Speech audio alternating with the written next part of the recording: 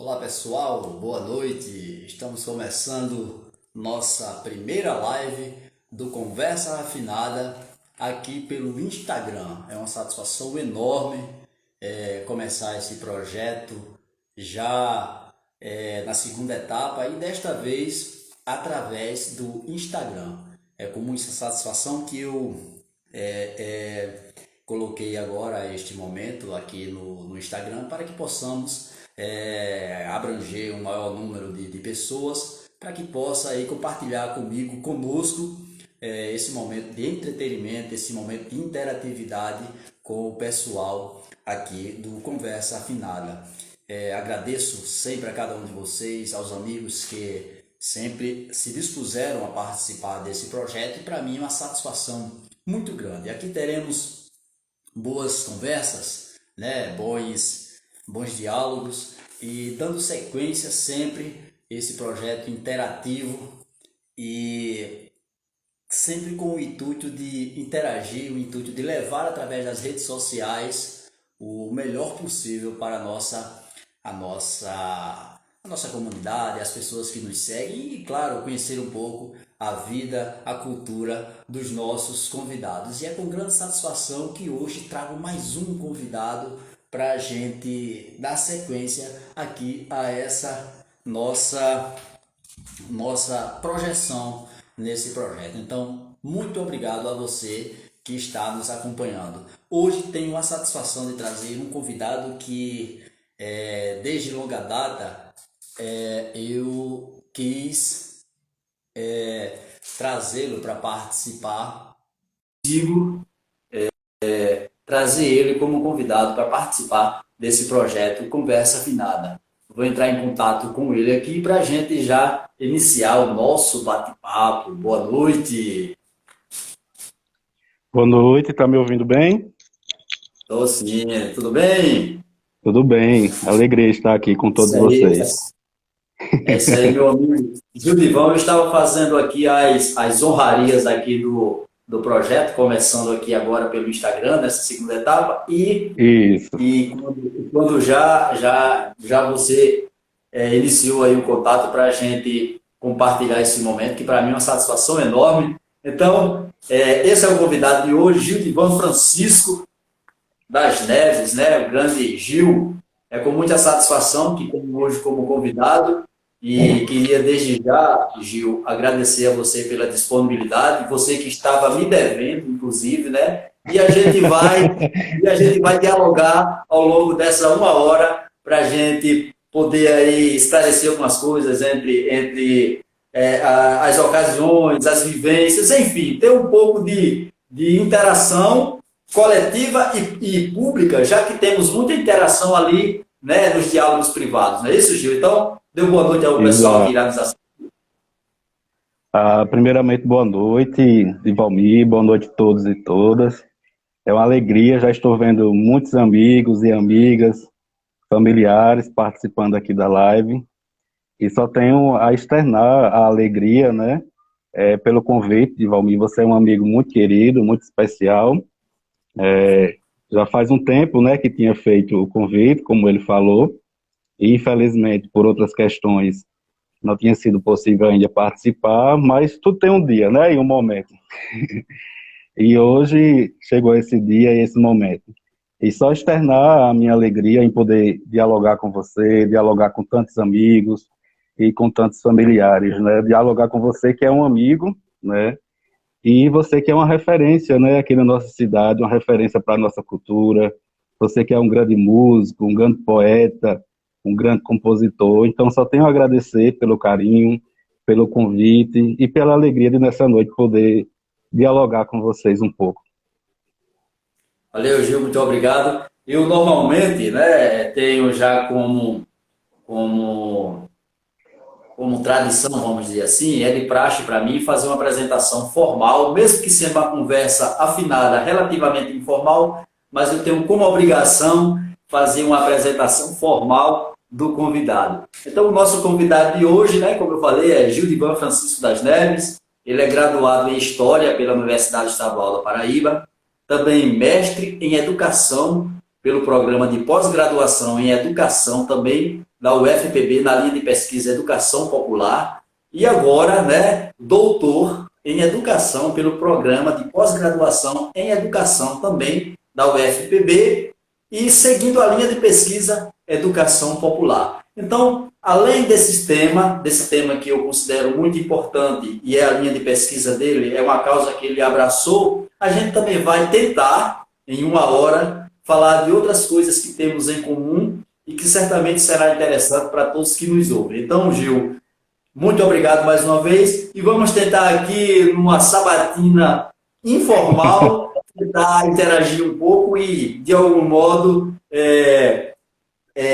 conseguir aí atrair também a atenção dos nossos amigos. Eu que agradeço mais uma vez e externo e ratifico a alegria imensa. Beleza, eu vou pedir já desculpas às pessoas que estão já mandando uma mensagem, dando aquele boa noite, porque não vai ser possível eu responder a todos, mas certamente, quando possível, a gente vai interagir e agradecer a participação de todos. Mas, enfim, Gil, eu gostaria já iniciando essa nossa conversa com uma pergunta que eu acho muito importante e normalmente eu faço aos amigos convidados. É como você se autodefine? Quem é Gildivan Francisco? É uma pergunta bem desafiadora, né? Hoje eu estava comentando com os amigos sobre isso, né? Sobre esse desafio que é a gente falar um pouco de si mesmo, né? Geralmente a gente fala sobre nossas pesquisas, sobre nossas experiências, sobre os temas que nós pesquisamos, mas esse desafio de falar um pouco, dentre outros temas, da nossa história, né, das nossas experiências, ele é bem instigante e desafiador, né? Mas, e é inclusive uma pergunta que emociona, né? Porque ela mexe muito com as nossas raízes, com os nossos pertencimentos, com as nossas histórias, né? Então, antes de tudo, Gil, né? Gildivan, mas todos conhecem carinhosamente por Gil, é filho de Maria Pereira das Neves e Geraldo Francisco das Neves, né? Tenho 5 irmãos, sobrinhos, cunhada e cunhados, e sou, né, eu gosto bastante de frisar isso, o meu pertencimento, né, eu sou daqui do sítio Canto Alegre e da cidade de Salgado de São Félix. Então, antes dessas formações que você mencionou, né, que elas vão sendo agregadas no decorrer da nossa trajetória, né, mas eu gosto sempre de me perceber enquanto Gil, né, o filho de Geraldo e de Dona Maria, mais conhecido por Bibia, né, e como salgadense, como oriundo do sítio Canto Alegre, né, da zona rural, do território do campo, né, sobretudo, que é um território que na minha trajetória de vida, na trajetória de pesquisa, eu tenho me debruçado, né. E aí, do ponto de vista profissional, eu sou professor, né, a minha formação é licenciatura, então, minha área de atuação é a docência, né, que aí é algo que chega na minha vida também atrelado a essas minhas raízes, a esse meu pertencimento, né?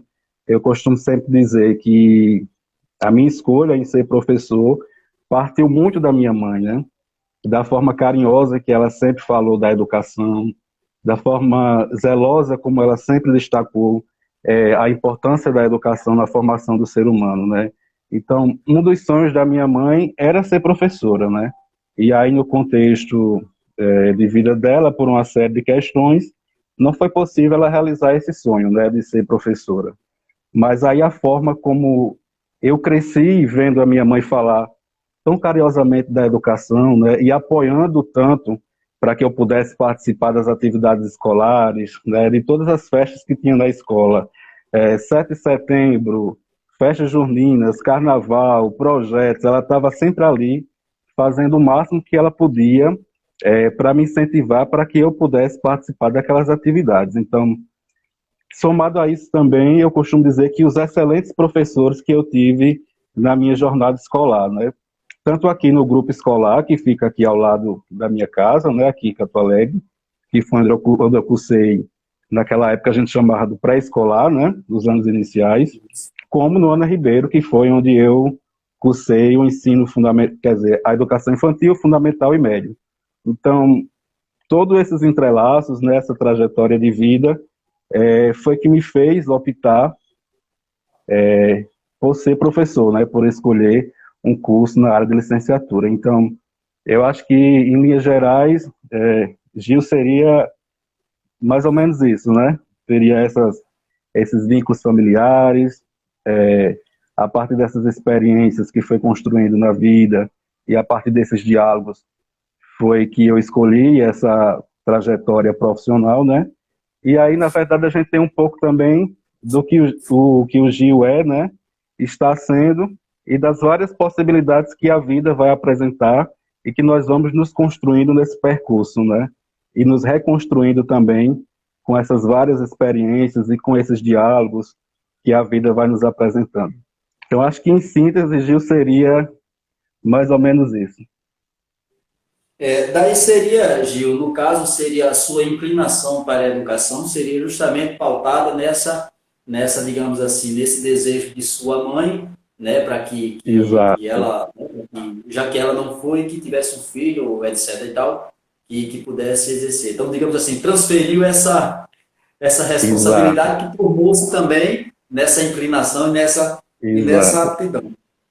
Observando a sua linha de estudo de educação, percebe-se, entanto, que talvez, eu acredito, talvez não, certamente devido ao contexto rural, como você fala, né? Você da zona rural, essa vivência rural que você teve, aí puxou você justamente aliás, direcionou você justamente para essa educação popular. Eu gostaria que você, em termos práticos, assim, para a gente que é meio leigo, vamos dizer assim, como você definiria realmente essa educação popular? Em que se caracteriza de fato essa educação popular?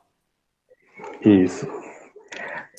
O que a gente pesquisa, o que a gente escolhe, né, enquanto profissão, tem muita articulação com essas vivências que nós vamos construindo no decorrer das nossas vidas, né? Então, como você ressaltou e eu destaquei no decorrer da minha fala, essa inclinação, né, essa escolha para a docência, ela foi, dentre outros fatores, por essas vivências, né, com a minha mãe, por essa forma amorosa e por essa admiração que ela expressava pela educação, né? Também a partir dos excelentes professores que eu tive na minha formação escolar, né?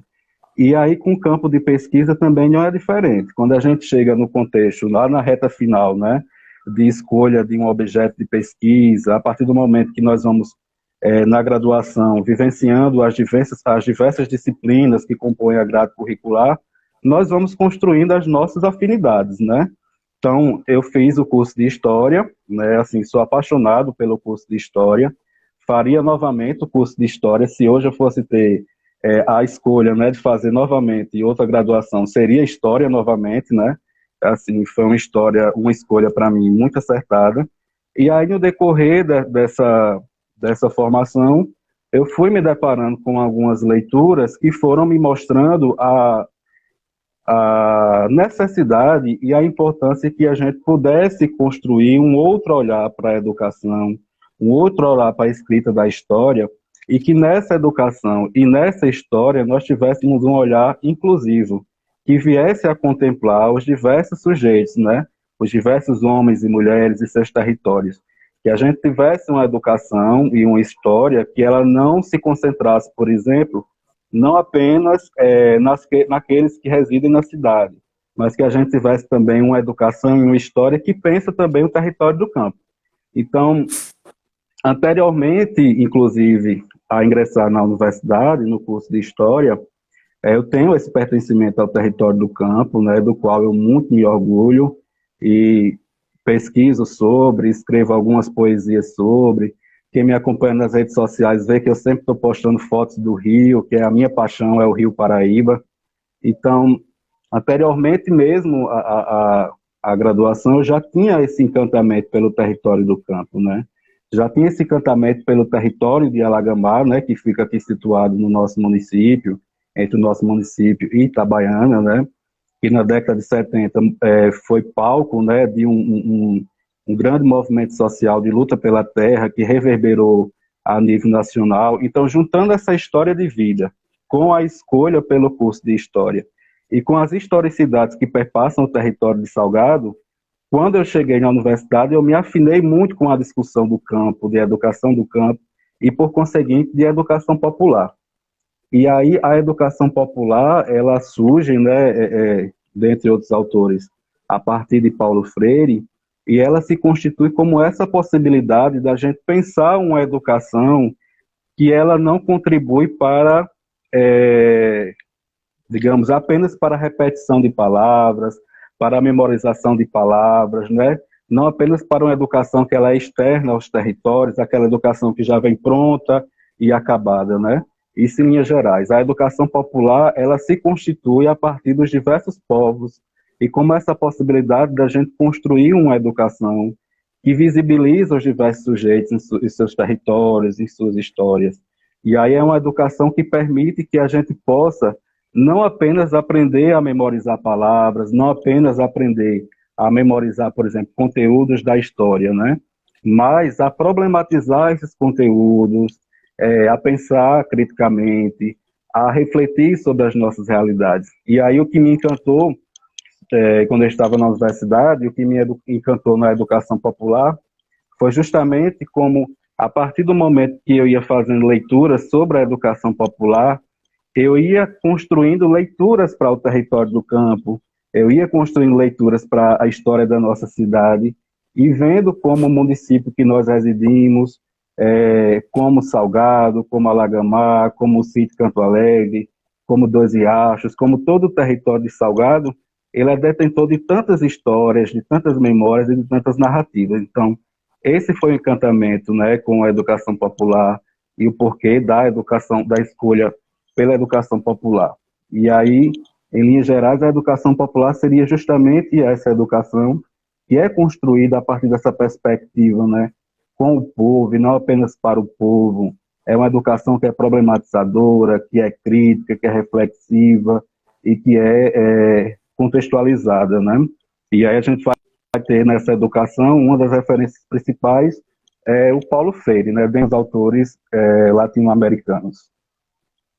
Essas práticas educativas de Paulo Freire, inclusive, são contestadas por alguns, né, estudiosos também. Existe essa ideia de que essa participação construtiva do indivíduo no processo de aprendizagem, ela pode, inclusive, não ajudar muito o indivíduo. Mas, assim, o que você acha? Por quê? Por que há esse questionamento? Porque a gente vive num campo de disputas, né? A gente o tempo todo a gente está no contexto de disputas diversas, né? Disputas por leituras da sociedade, disputas sobre leituras do território do campo. Por exemplo, a gente estava falando muito desde o começo do território do campo, né?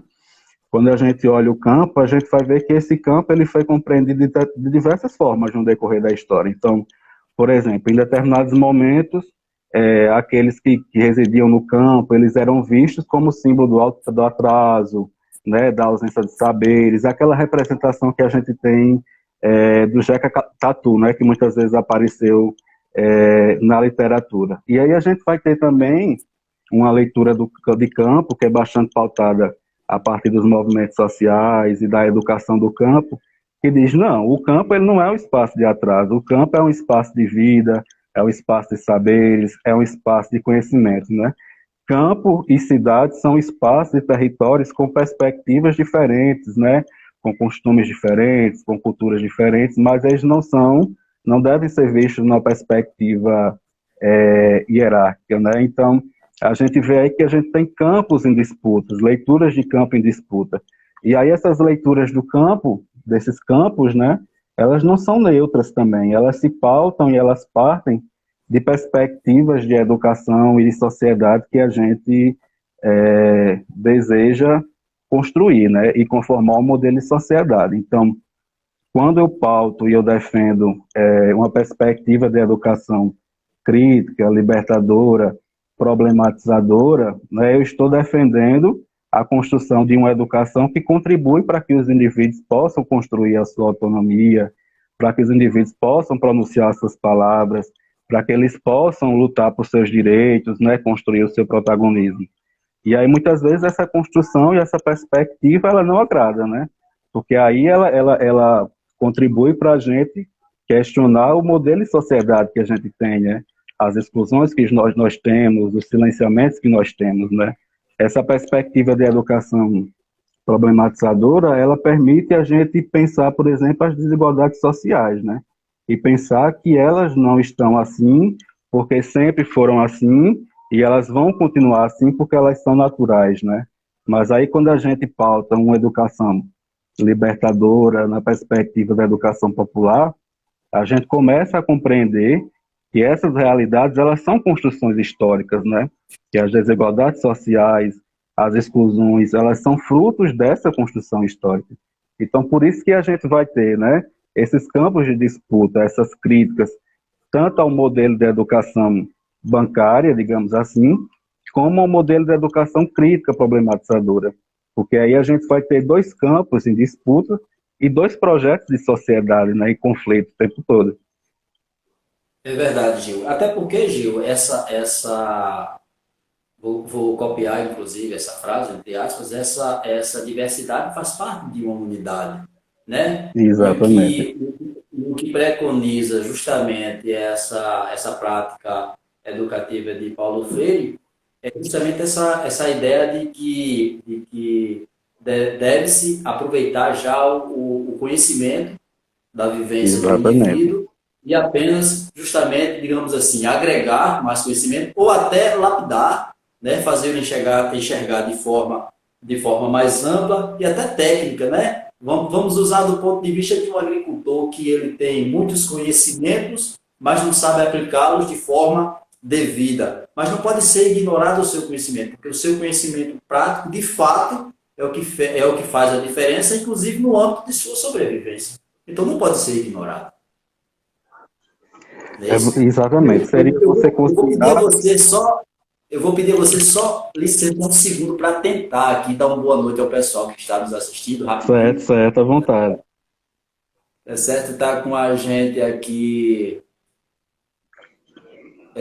João Fernandes, Poliana, também Maria Pereira, Andréa Cabral, professor Miguel Leonardo, Tiago, Márcio lá em Recife, Maria Sandra, Jefferson Francisco, Malbenice Pereira, você deve conhecer certamente, Maria Gabriele, não é isso? Alighieri, também Exato. Jefferson Vicente, um monte de gente aqui, professor Leonardo, Aloysio Félix, grande Aloysio, também um monte de gente aqui, cara, muito obrigado, Maria Gabriel, Fabrício, Fátima Cavalcante, enfim, muita gente aqui conosco. Eu quero agradecer a todos. Inclusive, quem quiser fazer alguma pergunta, pode mandar a pergunta que eu dou uma olhadinha ali, tá?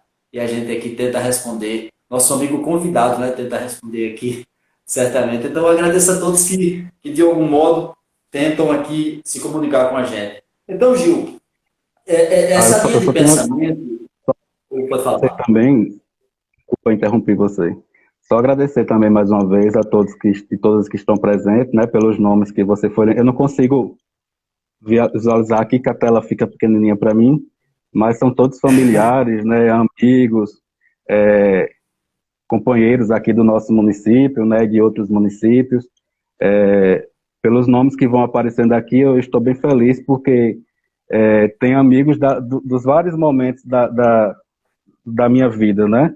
Tenho amigos da Meu nome minha é escola, Luiz, Adriano, Josiane aqui de Dois Machos, Aldemir tenho Brito, amigos lá do Rio de Janeiro, Patrícia Baiano, enfim, muita tenho gente. amigos do tempo da escola, tenho amigos da graduação, do mestrado, do doutorado, os familiares, amigos do Que nosso maravilha. município. Então, muito obrigado pela presença e por essa partilha, né?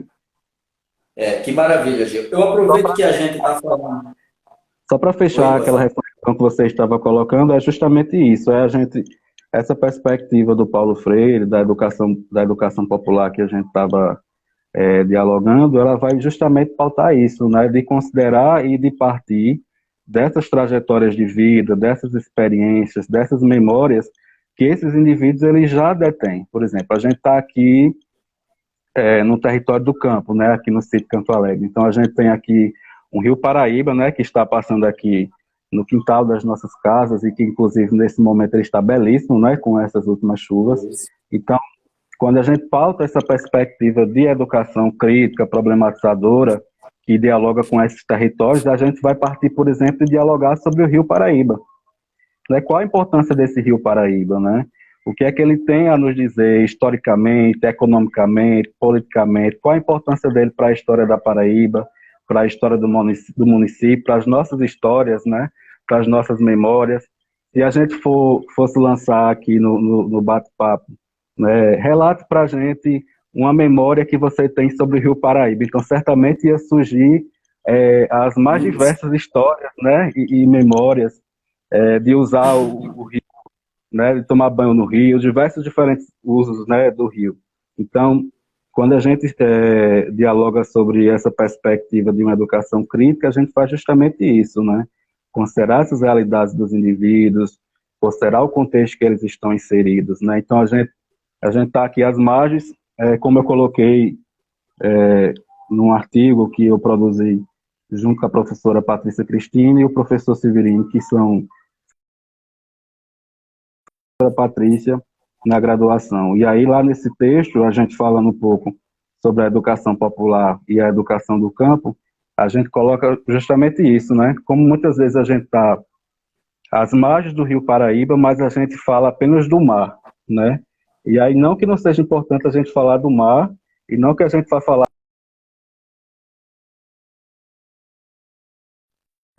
importante, né, que ele é belo, que ele tem uma contribuição para a nossa história, mas que o nosso Rio Paraíba aqui também tem, né? Então é esse movimento da gente aprender a olhar um pouco para esse olhar para o nosso território, né, para o lugar que a gente vive, a nossa casa, né? A nossa casa ela diz muito, né, sobre nós, sobre a história do nosso lugar, né? Cada casa da nossa rua, né, ela foi construída em um momento da história, né?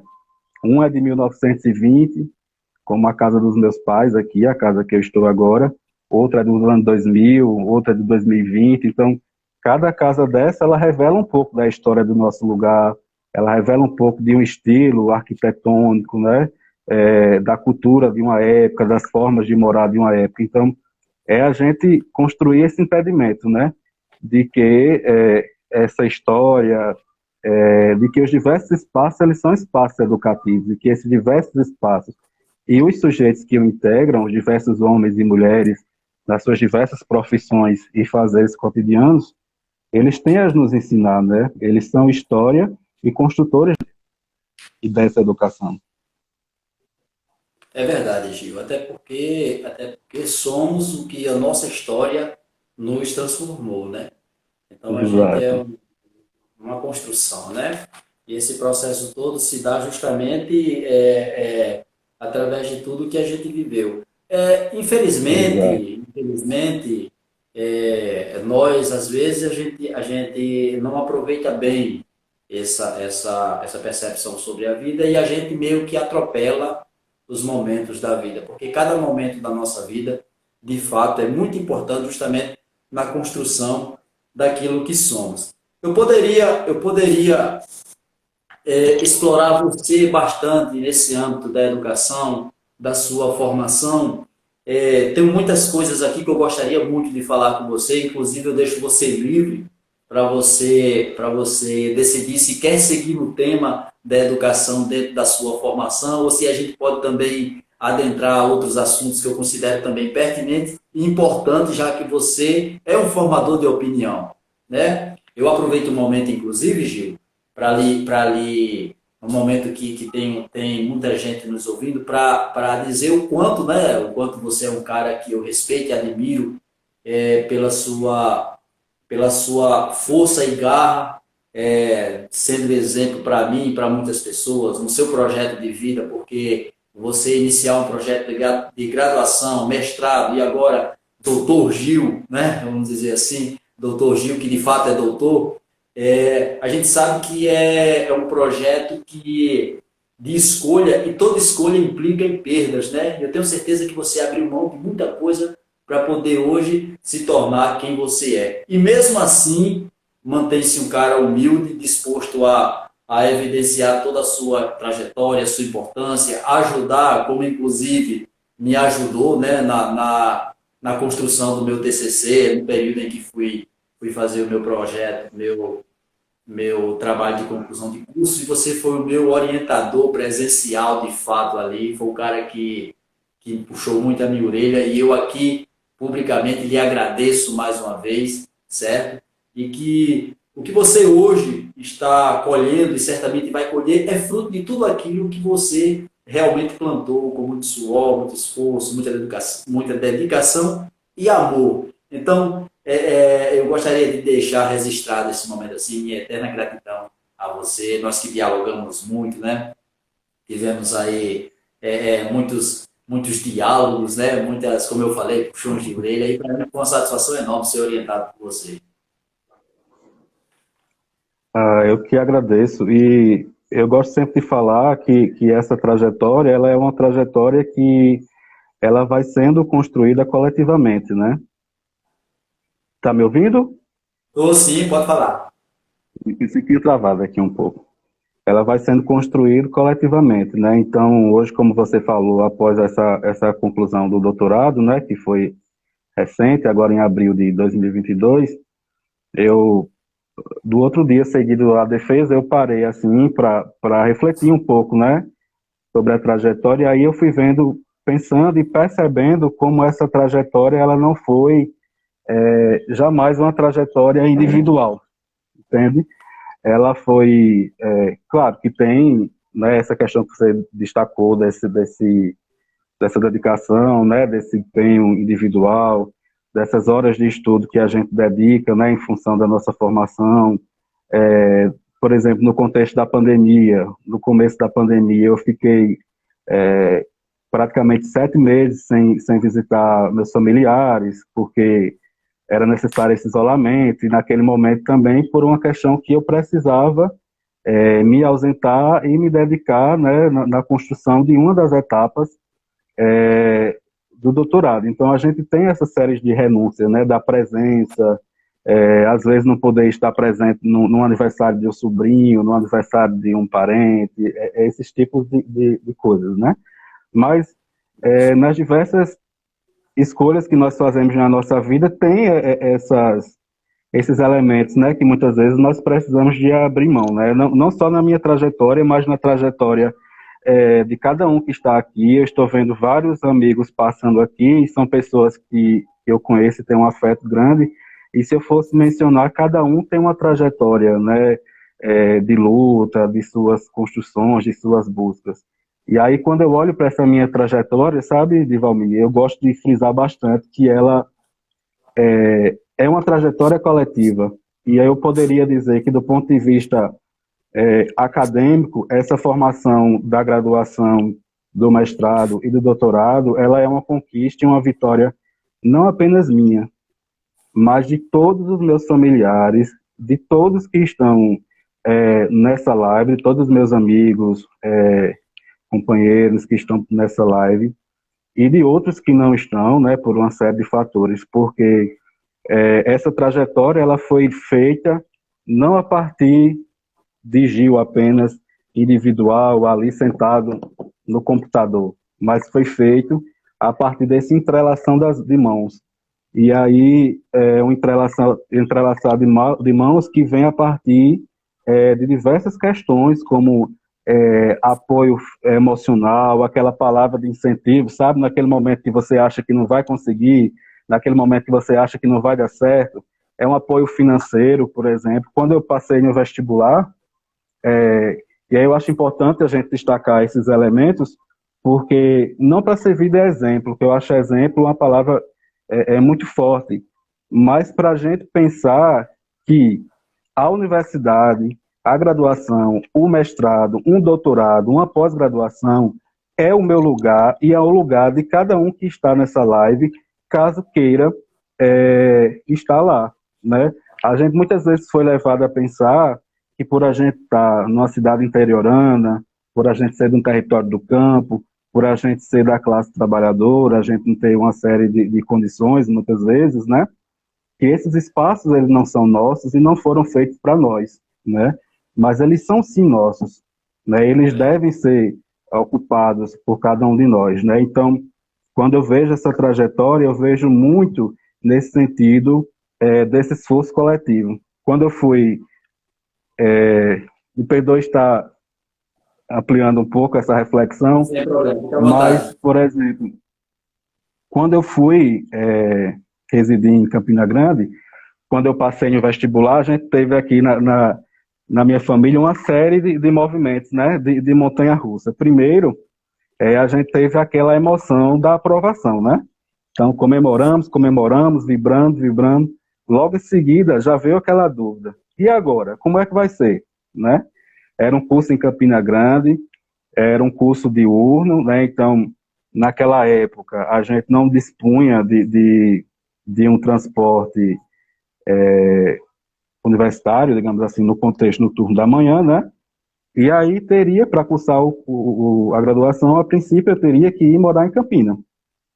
E aí, assim, eu fui com o básico, uma feira, né, um colchão e as minhas roupas, né, e a coragem, a vontade.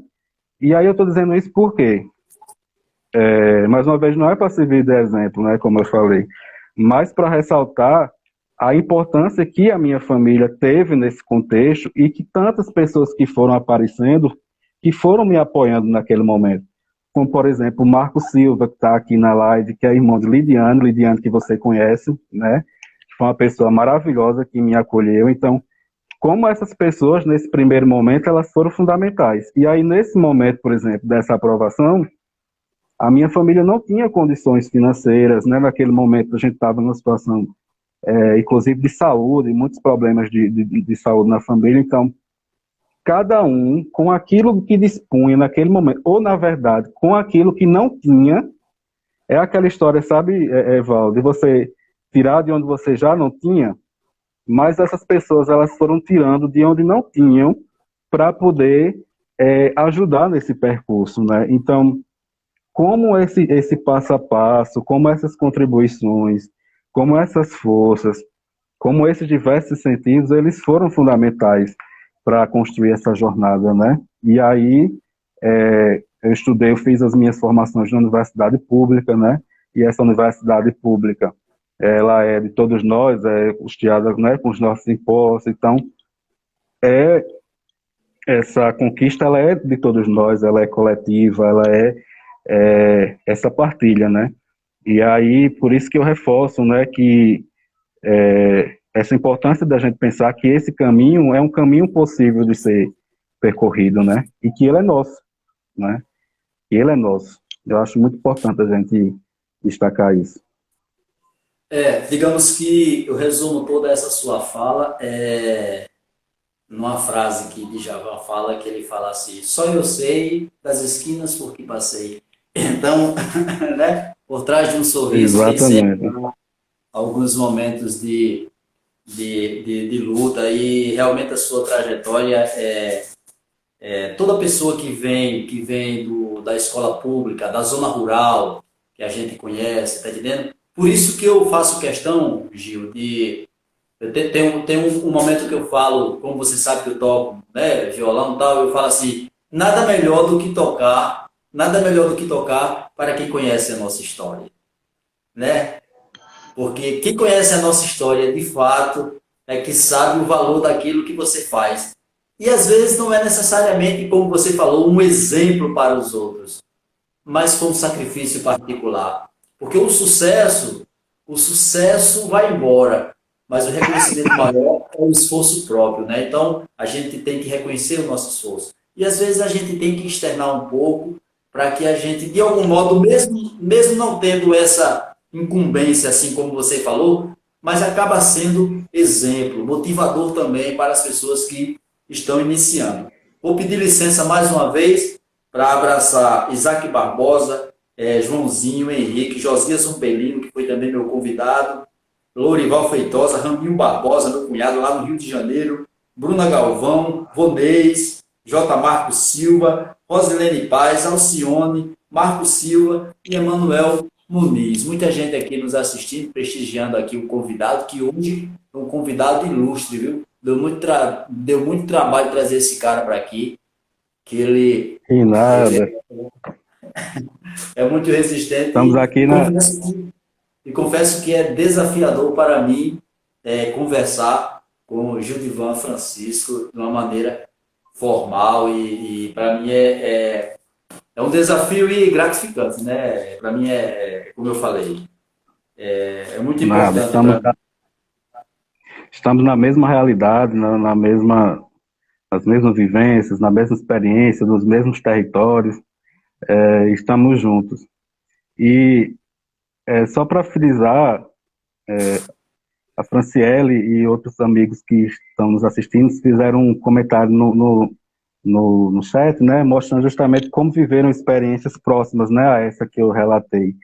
Justamente reside nisso, né, essa importância de a gente compartilhar essas trajetórias e meio que mostrar que isso não é só fruto esse sucesso não é só fruto dessa persistência individual, né? É a realidade de muitas pessoas. E aí a gente, de certo modo, reconhecer esse esforço, né, essa determinação individual, mas também fazendo um vínculo lá com o que a gente estava discutindo, né, sobre a educação popular, sobre as leituras das realidades, sobre entender que as desigualdades elas são construção históricas, né, e a gente reconhecer esses esforços, né, essa dedicação, mas entender que também isso não é uma coisa natural que precisa estar se repetindo o tempo todo, né? O que é que para a gente ingressar ao espaço da universidade, a gente ter uma graduação, um mestrado, um doutorado, a gente precisa fazer esse esforço praticamente sobrenatural, né? A gente precisa lutar contra todas essas desigualdades econômicas, contra tantas questões que a gente, no decorrer do curso, não tem. Será que para fazer uma graduação a gente precisa escolher entre lanchar, pagar a passagem ou fazer a xerox da apostila que a gente vai utilizar, né? Então, será que isso sempre tem que ser assim? Será que isso precisa continuar dessa forma? E aí, eu acho que quando a gente reconhece esse esforço individual, mas também a gente usar um pouco essas nossas trajetórias, né, para denunciar essas realidades e pensar outras possibilidades, né, de transformação e que essa realidade ela venha a mudar, né? Que as pessoas que estão vindo agora, as pessoas que queiram fazer um mestrado, um doutorado, né, elas possam ter as condições, os incentivos, né, necessários para que elas não possam passar por tantas questões, né, que a gente precisou passar para fazer uma graduação, por exemplo, né? Então acho que por isso que é importante a gente, quando a gente socializa, quando eu socializei e os colegas foram socializando essa realidade aí no chat, para a gente pensar como essa realidade e essas histórias, elas se repetem muito, né, pelas nossas realidades. E aí a gente pensar também o que é que a gente poderia, né, vislumbrar para transformar essa realidade, para que a educação, que é um direito tão pautado, né, sempre que a gente vai falar de direitos, por exemplo, sempre nos programas políticos, no momento da campanha, a educação e saúde são pautas sempre presentes, né? E aí o que é que a gente pode fazer efetivamente, né, para que esse direito à educação ele venha a ser assegurado, né? E para que a gente não precise estar fazendo essas, digamos assim, vivenciando essas mesmas realidades o tempo todo, né? Então acho que por isso que é importante esse exercício da gente partilhar, né, um pouco essas realidades, né, e essas aprendizagens, como o Josias está colocando, né? Tudo isso que a gente vai vivendo, todas essas dificuldades, né, digamos assim, que a gente vai encontrando no decorrer desse processo formativo, a gente vai aprendendo muito a partir disso, né? Já ontem eu estava compartilhando com uma amiga isso, né? Como essa trajetória de formação acadêmica, da graduação, do mestrado, do doutorado, e como as barreiras que a gente precisou superar, como as pessoas que a gente foi encontrando nesse processo, né, elas foram contribuindo para a construção de um outro Gil, né? O Gil de hoje certamente não é o mesmo Gil de 15 anos atrás, né? Porque as experiências, as vivências que foram sendo construídas, né, foram contribuindo para que a gente pudesse ir construindo outras leituras, né, da sociedade, da nossa realidade e de nós mesmos, né? E de nossas identidades. É verdade, Gil. Até porque eu vou frisar duas coisas que eu considero importantes. Uma delas seria justamente a questão de que não é um. Quando você pensa numa perspectiva educacional, como você falou, você não está vendo só na questão particular. Quer queira, quer não, você pensa numa mudança social, uma mudança para Exatamente. todos. Porque a partir do momento que você problematiza, né, ou você vê a questão problemática daquela região, daquele segmento da sociedade, você aborda aí uma discussão para melhoras futuras, não é isso? Por mais que seja Exatamente. por mais que seja uma intenção particular de me graduar, de me qualificar e de, entre aspas, sobreviver financeiramente, mas eu estou fazendo uma abordagem para uma mudança social. E eu quero frisar Exatamente. também uma outra coisa que é muito importante, é você como educador falar das suas dificuldades, e qualquer educador falar das dificuldades do processo de construção dessa sua performance hoje de profissional, educador, mas também é importante que os pais, por exemplo, ele fale para os filhos das dificuldades que eles tiveram, né? Para que nesse processo a gente entenda que tudo parte de um esforço próprio, por mais que se tenha, desculpa, essa ajuda coletiva, mas o esforço de fato e a crença de fato é sua, é minha, é a pessoa acreditar. Porque se você não acreditar, você pode ter ajuda diversa.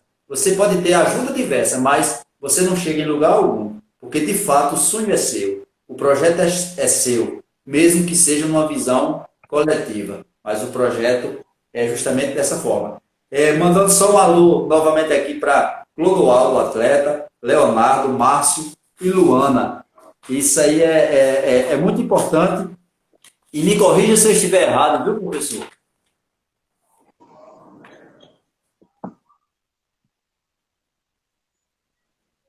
Tá me ouvindo, Gil? Agora sim, teve uma oscilação, mas agora Pronto. voltou. Então é isso, né? Então, me corrija se eu estiver errado, por favor, viu? Porque às vezes eu me equivoco um pouco e a gente vai seguindo. Mas é justamente nessa perspectiva, Gil. Eu gostaria, Gil, de que a gente pudesse aproveitar. Nós temos aqui, inclusive, pouco tempo. A nossa live está voando, cara, passando muito rápido. Não sei o que está acontecendo. Mas eu queria que a gente, em termos mais rápidos, vamos tentar, pelo menos mais rápido, um pouco mais rápido. Eu queria que você falasse um pouco, Gil, como você observa a nossa cultura no âmbito local, no âmbito regional e no âmbito nacional.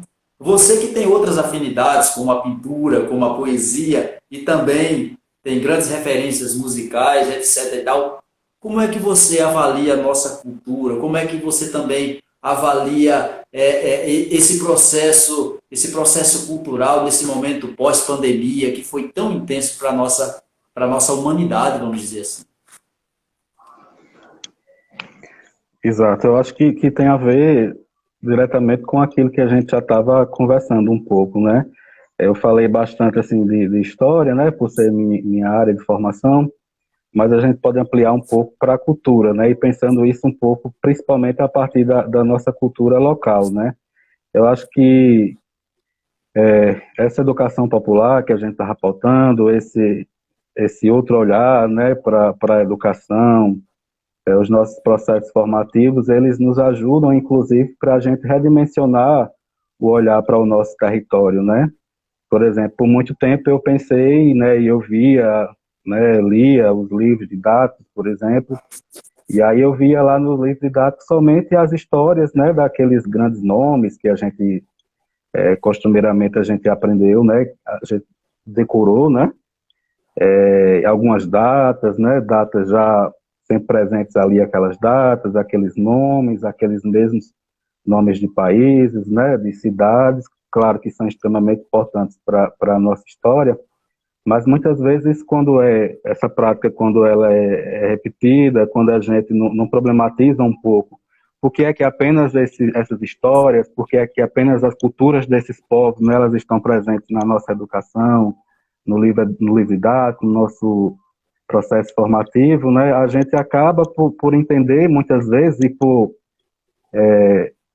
construir muitas vezes o entendimento que o nosso local, né, por exemplo, ele não tem história, né, que o nosso local não tem cultura, né, que o nosso local não tem patrimônio, né, E aí, um exercício e uma contribuição que essa experiência formativa me fez foi justamente construir um outro olhar, né, para esse território do campo, para o município que eu pertenço, né? Eu poderia dizer que, e para mim mesmo, enquanto oriundo do território do campo, oriundo de Salgado de São Félix, né? Então, essas vivências que eu construí na graduação, elas me fizeram perceber as várias potencialidades históricas e culturais que o território de Salgado tem, né? E que muitas vezes a gente não visibiliza. Em diversos momentos, por exemplo, a participar de alguns congressos e alguns seminários, e aí eu me identificava que era de Salgado de São Félix, né? E aí logo os professores e outros pesquisadores que estavam naquele evento, logo eles acionavam uma série de acontecimentos, né, que foram desencadeados aqui em Salgado. E que eu, sendo oriundo aqui do território de Salgado, né, muitas vezes não conhecia. E aí eu acho, sabe, Val, que muitas vezes o que falta é a gente repensar esse olhar, né, a gente rever esse olhar, a gente construir esse olhar mais crítico, mais cuidadoso, né, a gente romper, inclusive, com alguns preconceitos e com alguns estereótipos e entender que o nosso município, ele também tem uma potencialidade histórica gigantesca, né? Que ele também tem uma potencialidade cultural enorme, né? E a importância da gente reconhecer isso nas diversas esferas, né? Na esfera educacional, na esfera política, na esfera social, econômica, né? Nos diversos espaços. Justamente sobre isso a gente estava falando essa semana, né? Numa conversa É. em off que eu tive com você, né? Sobre essa necessidade da gente construir, né, esse outro olhar para o nosso território, né, e entender que esse nosso território ele é um território de culturas, ele é um território de histórias. Então, o que eu tenho percebido e entendido e me inquietado é justamente por esse entendimento das potencialidades históricas e culturais, né, que o nosso município detém, e daí da importância da gente pensar formas, da gente pensar projetos, da gente pensar é, diversas perspectivas que a gente possa construir diálogos sobre essas culturas, sobre essas histórias, né, e aí, sobretudo, construir outros olhares, né, para essa história, para essa cultura, para os artistas que nós temos na nossa cidade, né, que são muitos, para os artesãos e para uma série de outras questões, né, que perpassam a nossa história e a nossa cultura, né? Então, focando, Gil, sim, pode falar, pode concluir. então, focando justamente nessa questão mais nessa resposta para essa inquietação que você me fez, né, pensando justamente mais sobre essa questão da nossa cultura e da nossa história local, acho que falta a gente pensar um pouco, né, redimensionar um pouco esse nosso olhar para o nosso território, né? Seria um exercício da gente redescobrir, né, historicamente e culturalmente, o nosso território, né, entendendo que ele é um espaço que pulsa história, que pulsa memórias, que pulsa culturas, né, e que ele é o nosso território, né, que ele é vivo, que ele é dinâmico. Então, acho que a gente precisa fazer um pouco esse movimento. Gil, a gente realmente está chegando já, cara, ao final da nossa live, como eu lhe falei, né? São apenas 60 minutos aqui pelo Instagram, Ah, né? pelo Uma hora. Instagram. E realmente a gente tá já nos momentos finais. Eu gostaria antes de, de concluir, eu gostaria que você desse sua opinião bem breve, que você tem muita coisa para falar para a gente, inclusive a gente pode marcar um outro momento para discutir um tema específico, que certamente você tem muito a nos fornecer em termos de informação, mas apenas um aperitivo do que você pode nos falar em relação a gente politicamente, em se tratando do cenário nacional, a gente está vivendo um momento em que o indivíduo ele tem se apropriado de uma condição de ódio e de polarização das discussões. Por que será que a gente, como indivíduo, depois de tanto perrengue que a gente passou, a gente não conseguiu ainda respeitar a opinião oposta à nossa? É uma questão bem. Tá me ouvindo? Tô sim, Travou um pouco para mim. tô Uma sim. questão bem desafiadora, mas ela vai na mesma linha daquilo que a gente estava falando desde o começo, né? Esse acirramento político, essas disputas que a gente tem tido, elas elucidam bem, elas evidenciam, exemplificam bem aquilo que nós discutimos desde o começo, né? Os projetos de sociedade que nós queremos, né? Qual sociedade nós queremos? E aí eu acho que mais do que nunca a gente tem visto essas polarizações, né? Como um reflexo dessas disputas, né? Então eu acho que nesses momentos políticos que a gente tem vivido, tanto em âmbito nacional, mas também em âmbito local, né? A gente está falando aqui a gente falou de cultura, por exemplo, de cultura local, e aí isso é uma discussão que remete também a uma discussão de política, né?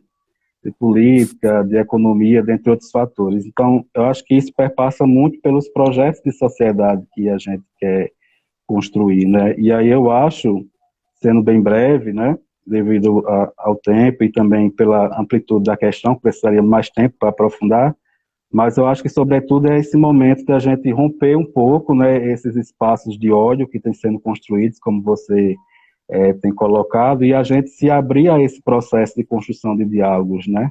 Porque é justamente a partir do diálogo que a gente se constrói, que a gente se reconstrói, que a gente vai construindo as nossas memórias, a nossa sociedade e a sociedade que nós queremos, né?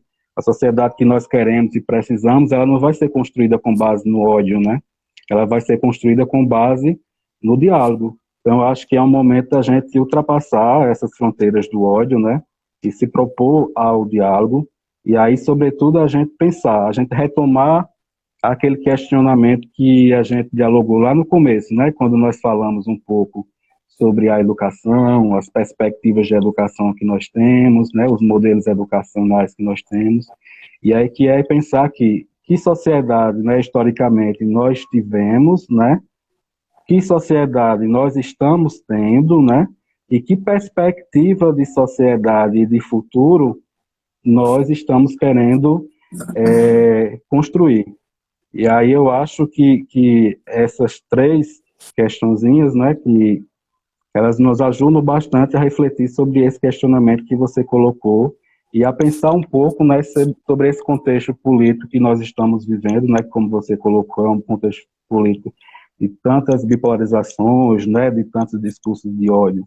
Então, eu acho que é o momento da gente fazer essa pausa, né, e enquanto indivíduo, enquanto coletividade, né, a gente pensar um pouco, né, sobre a sociedade que nós temos e a sociedade que nós desejamos construir. Então, isso vai incidir diretamente, né, sobre as nossas escolhas políticas, né, sobre a forma como nós vamos ler e entender esse momento histórico que nós estamos vivendo.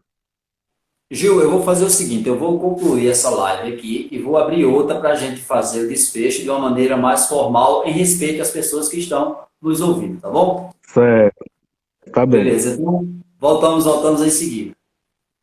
tá bem.